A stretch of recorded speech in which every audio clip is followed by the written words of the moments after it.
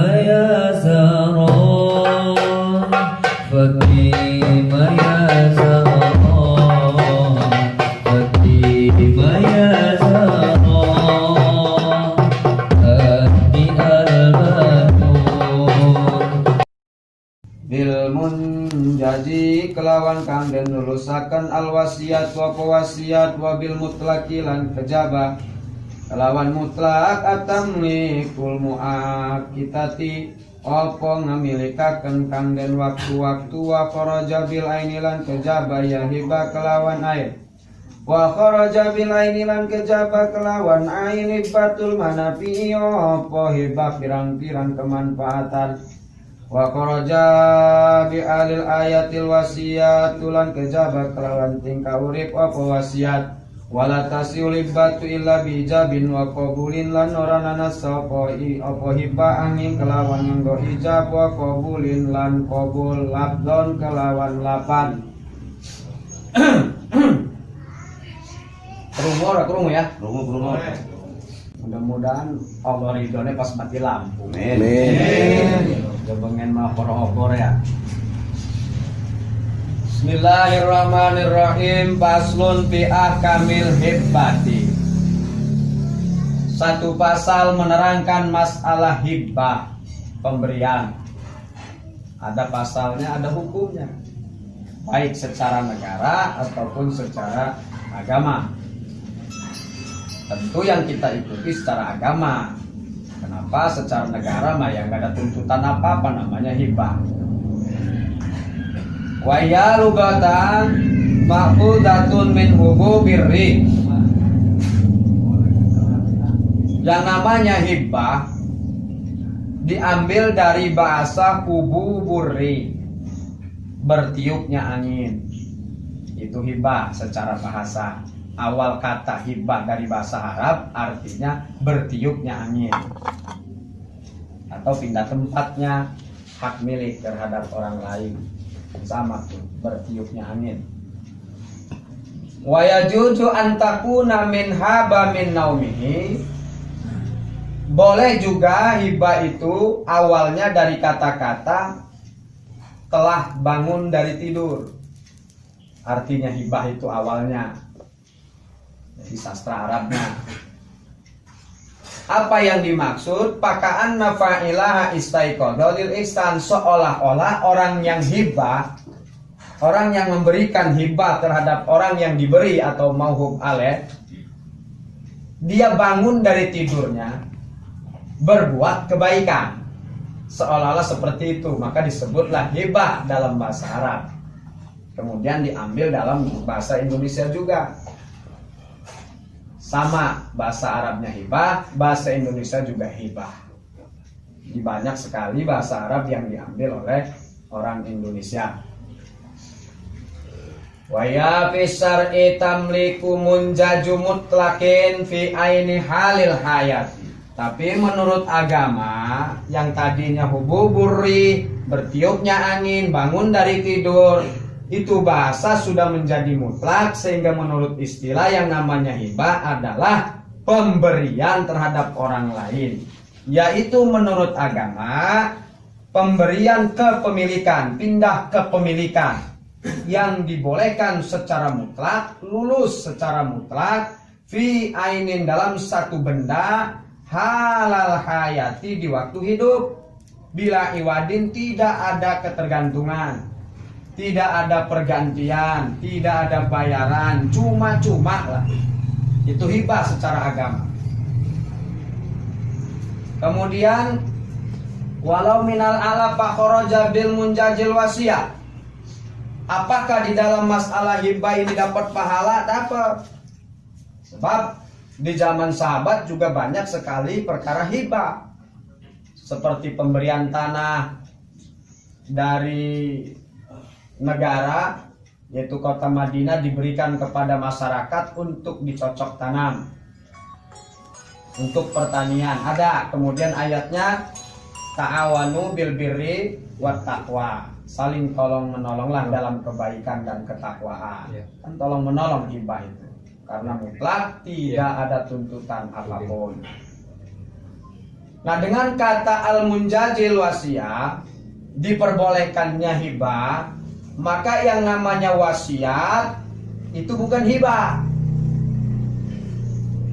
Harus dibedakan, seperti umpamanya Jaed punya anak 5, punya sawah 2 hektar.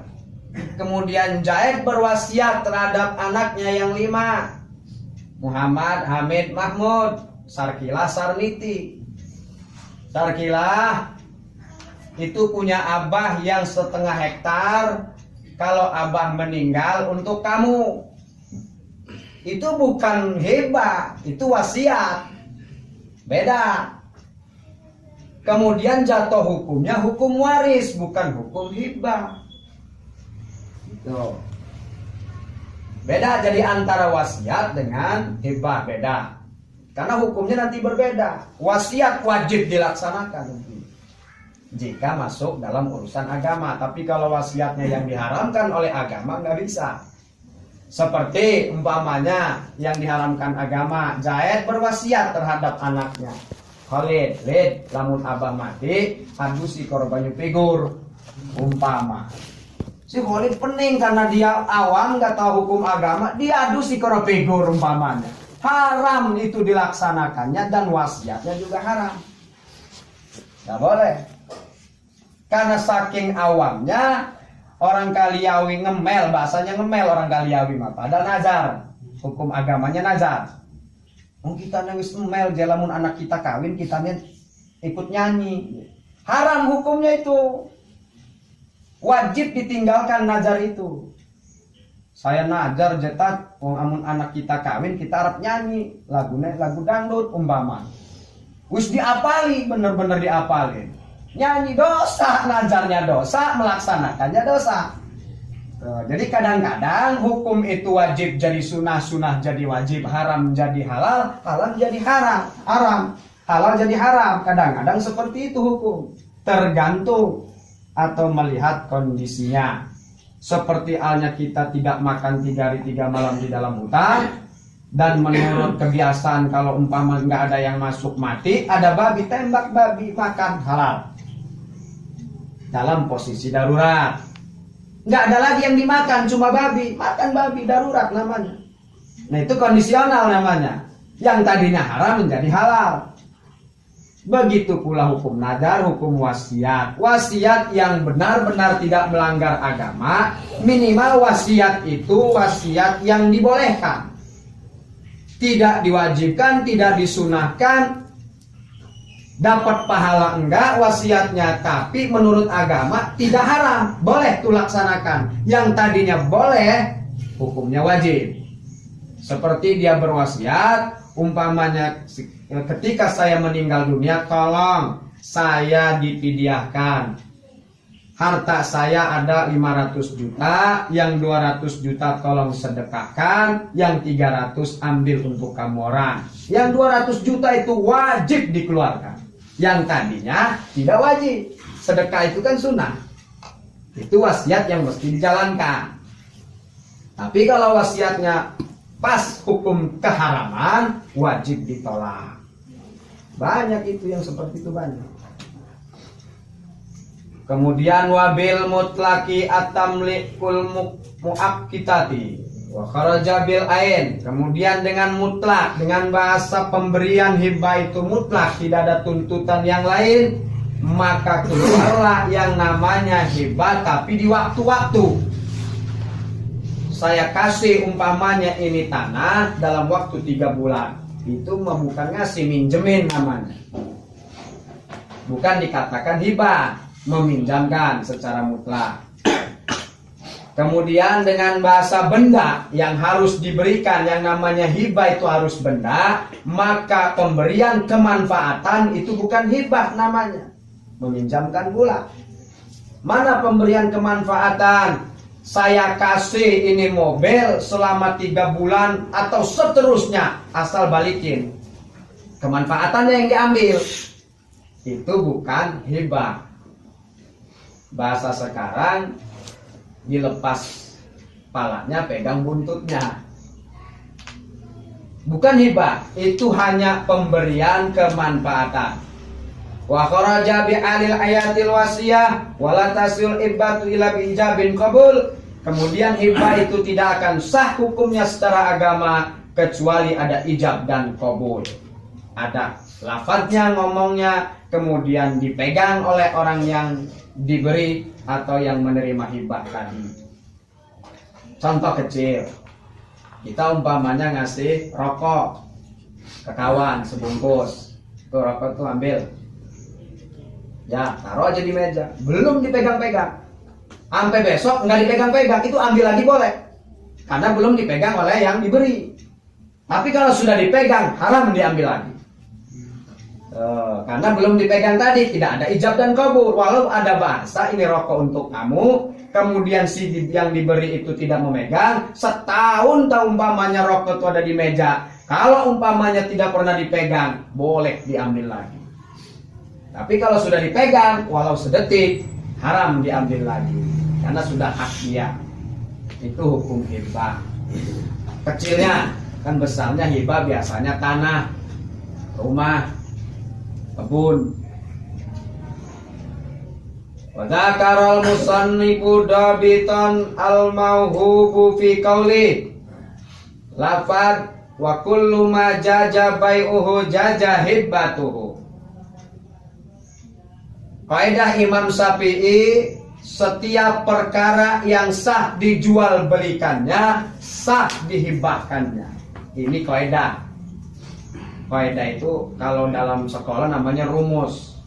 Setiap perkara yang sah dijual belikan sah dihibahkan. Berarti kalau perkara tidak sah dijual belikan, tidak sah dihibahkannya. Tanah sah dijual belikannya, sah dihibahkannya. Mobil sah dijual belikannya, sah pula dihibahkannya. Lalu apakah ada perkara yang tidak boleh dijual belikan? Seperti kita beli barang tidak melihat atau beli kucing dalam karung, itu nggak boleh dihibahkannya. Sedangkan syarat jual beli itu harus melihat.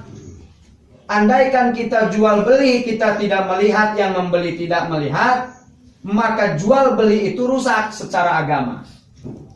Nggak boleh, batal jual belinya, haram di dalamnya, hukumnya haram, dosa. Beli barang nggak lihat barangnya, beli kucing dalam karung. Nah, ketika barang itu tidak sah dijual belikannya, secara akad tidak sah, maka tidak boleh dihibahkannya, haram pula. Nggak boleh, nggak sembarangan kita hibah-hibah atau menerima hibah. Terjadi hukumnya meluas, dihukum fidyah. Nah, kalau Kaliawi kan udah adat nih fidyah. Fidyah itu ketika emas mau dibagikan, emas itu harus dilihat. Sebab syarat jual beli itu harus dilihat. Kalau syarat jual belinya kurang, maka tidak sah dihibahkannya. Sedangkan yang namanya hibah, alhamdulillah. Ilmu fikih itu taktik juga, bukan hanya pakem. Yang jelas ilmu fikih itu yang dinilai adalah yang terlihat. Contoh ketika Nabi Muhammad dia berdiri di sebelah kiri, ada orang dikejar mau dibunuh, lari ke orang yang mau dibunuh, kemudian Nabi Muhammad pindah ke sebelah kanan. Ditanya sama yang ngejar yang mau membunuh, ya Muhammad, melihat orang nggak? Lari ke sini. Selama saya berdiri di sini saya tidak melihat orang. Berdiri yang di sebelah kanan. Kalau yang di sebelah kiri ya saya lihat ada yang lari. Itu Nabi Muhammad saking nggak mau bohongnya dia pindah. Selama saya berdiri di sini saya tidak melihat orang. Tuh, kan benar itu fikih namanya, taktik. Strategi dalam fikih supaya tidak dicatat bohong. Itu hukum fidyah. Memang Imam Syafi'i tidak memperbolehkannya. Imam Hanafi boleh. Nah, hukum fidyah lebih jero lagi nanti tuh mah. Ini hukum hibah. Artinya meluas ke sana. Setiap perkara yang sah dijual belikannya sah dihibahkannya. Tai ayam tidak sah dijual belikannya, tidak sah dihibahkannya. Mang Jaen anak tai ayam sekarung bodas sirah. Kan hibah tuh, nggak sah hibahnya karena jual beli tai ayam tidak sah. karena jual beli barang najis. Wa ma la yajuju bai'uhu kamajhulin la tajuju ibatuhu illa abadi intatin wa nahwihima. Tidak diperbolehkannya pula perkara yang samar. Yang samar ini baik dalam akad jual belinya atau barangnya samar, haram atau halal, itu tidak boleh dihibahkan. Terkecuali 2 biji gandum. Kalau di sini padi samar umpamanya 2 biji ini, apakah dapat maling, apakah punya siapa, pokoknya diambil aja ada di jalan nih. 2 biji itu dihibahkan, itu masa nggak dosa maksudnya. Boleh sahur cuma 2 biji. Masa mau diumumin siapa nih yang 2 biji gabah yang kehilangan di kampung ini? Sing aku geisin. Nah itu hukum, namanya hukum fikih. Kecuali 2 biji gandum atau 2 biji gabah. Wala tajuju bai'uhuma wa tajuju ibbatu ma fala tamliku wala taljimul ibbatu ila bil qabd. Dan hibah itu bukan lazim, bukan kebiasaan, tapi harus ada ijab. Harus ada ijab dan qabulnya biidnil wahid, dengan izin orang yang akan memberi hibah. Bukan lazim, bukan adat kebiasaan, mesti ada akadan. Jadi umpamanya kebiasaan seperti yang kebiasaan lah di kampung kita, umpamanya main pakai aja tanah kemudian hibah, nggak bisa. Tidak bisa main pakai, tidak bisa main makan saja. Harus ada ucapan, harus ada bahasanya. Diberi, menerima. Jadi bukan lazim atau bukan adat. Falau matal mauhubu lahu awil wahibu qabla qabdil hibbati lam tanfasihul ibbah wa qama warasuhu maqamahu fil qabdi wal iqbal. Masalah Zaid Ustad baru keluar dari pesantren, Mang Zaid 2-3 tahun menikah Mang Zaid, dan selama 5 tahun Mang Zaid masih ngontrak. Sedih Mang Zaid, tapi ikhlasnya luar biasa. Makan Senin Kemis susah Mang Zaid, merokok Senin Kemis, baju cengcot, sarung ngeper, peci merah hitaman, bukan yang merah mantep, bukan. Kalau merah mantep itu mau bagus, memang lagi musim. Peci hitam merah itu orang ketuku-tuku. Sedih Mang Zaid. Satu waktu ketemu Mang Umar. Mang Umar ini pengusaha juragan kambing. Senang dengan ceramahnya Mang Zaid, menyentuh hati walaupun petot-petot, tapi senang Mang Umar ngelihat Mang Zaid ceramah. Kancing berodolan, tapi ilmunya luar biasa. Sehingga ketika selesai ceramah, Mang Umar menawarkan diri terhadap Mang Zaid. Kan lu udah lama nikah, sekarang punya anak berapa? 2 Mang Umar. Masih ngontrak? Masih. Ya sudah, mau nggak kalau seumpamanya saya beri tanah 2 hektar? Sangat mau Mang Umar. Dibikin majelis pesantren mau ya sudah, siapkan saja semuanya, besok kita akan akadah. Mau memberikan sebidang tanah, 2 bidang tanah, yaitu 2 hektar terhadap Mang Zaid. Pulang Mang Zaid lari-lari sujud syukur di rumahnya, saking gembiranya Mang Zaid mati. Jeneran bineka ngemene gede tanah 2 hektar mati. Sedih jeres sarkilah rabine Mang Zaid. Doa wis mustajab je mati saking gembiranya. Ya bisa aja jantungnya langsung ngedrop karena nggak pernah mendengar 2 hektar. Di 2 hektar dijual 1 hektar berarti 9 juta. Yang jadi pertanyaannya, hibah itu jalannya. Itu yang jadi pertanyaan. Sedangkan Umar sudah ngomong sama Mang Jaid, besok kita ketemuan, besok kita akad-akadan. Mang Jaid mari lagi keadaan sujud syukur, sarkilai sedih. Yang jadi pertanyaannya, bagaimana hukum hibah itu? Falau mata, andaikan yang diberi, yang niat diberi yaitu Mang Jaid meninggal dunia, atau salah satunya Umar yang meninggal dunia, akan tetapi hibah belum terlaksana, apakah akad hibah itu rusak pada saat itu? Lam tanfasihul hibah, jawabnya akad hibah tidak rusak. Bisa dilanjutkan, bisa juga dibubarkan. Kabai'il ikhtiar, seperti akad jual beli dalam keadaan ikhtiar, dalam keadaan boleh membatalkan, boleh melanjutkan. Secara hukum hibah di situ tidak batal, tapi juga belum dilaksanakan. Artinya boleh dilanjutkan, boleh juga tidak dilanjutkan. Tidak rusak hibahnya. Artinya apa? Apakah hukum ini percuma? Maksudnya dilanjutkan boleh, nggak dilanjutkan boleh, ja orangnya mati. Tidak, ada ahli warisnya yang berhak menuntut. Gitu maksudnya. Jaid punya anak kan tadi umur 10 tahun. Si Petot umpamanya namanya. Si Petot tahu bahwa bapaknya mau dikasih 2 hektar. Boleh si Petot ini nagih kepada Mang Umar. Lanjutkan Mang Umar, Abah Umar, kan bapak wis mati gara-gara hibah. Si Petot anaknya. Boleh itu menuntut tuh si Petot tadi.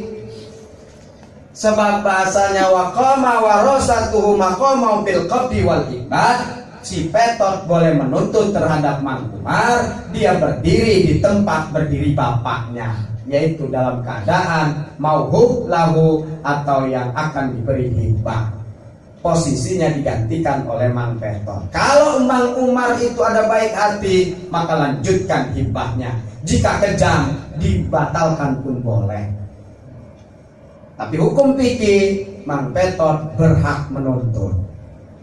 Mang Umar, Abah Umar, bapak saya mati gara-gara 2 hektar, maka saya ahli warisnya bisa menerima hibah itu. Jadi Mang Umar siap, Mang Petot.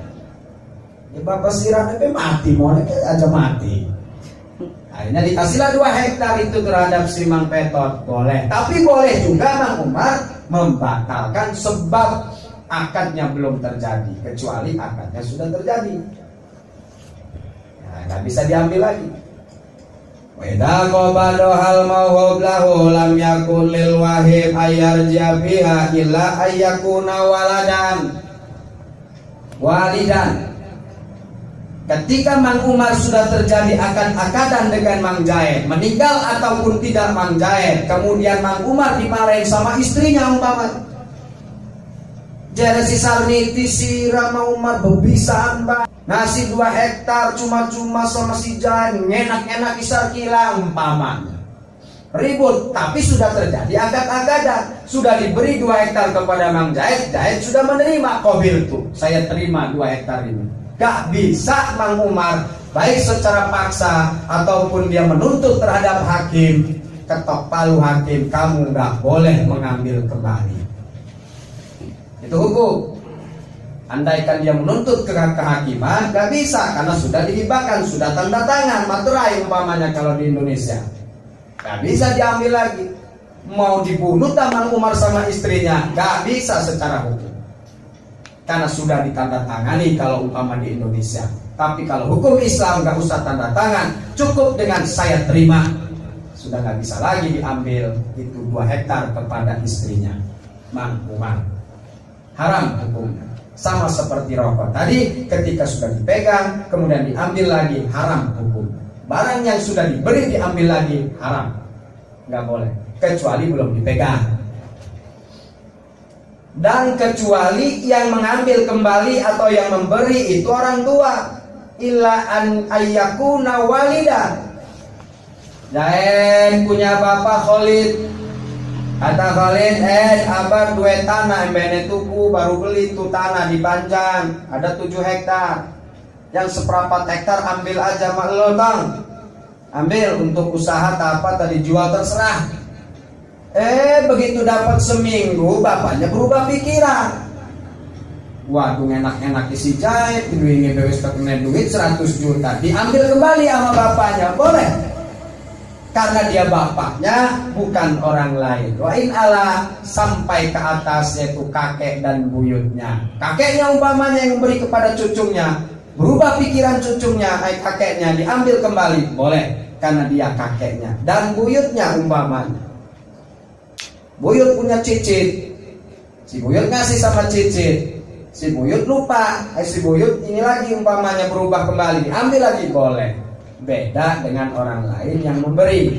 Kalau orang lain sudah memberi dan sudah dipegang, haram diambil kembali. Bisa ini kejadian seperti ini, bisa banyak. Mestinya akan jadi ambil maning. Ampuran, itu kan rabi kita ini marah-marah. Terus pokoknya kita untuk maklum tak ambil maningnya. Dosa itu gak boleh. Haram hukumnya. Ya cuma karena nggak ngerti.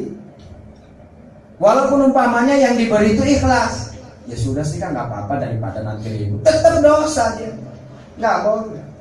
Bukan berarti karena nggak ikhlas umpamanya lalu dia dosa, bukan ikhlas nggak ikhlas. Karena orang yang memberi, orang yang diberi diambil kembali sakit hati. Mau itu cuma gaya tolol, kan begitu. Sakit hati.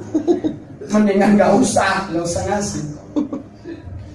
Wallahu a'lam bishawab. Allah biha ya Allah biha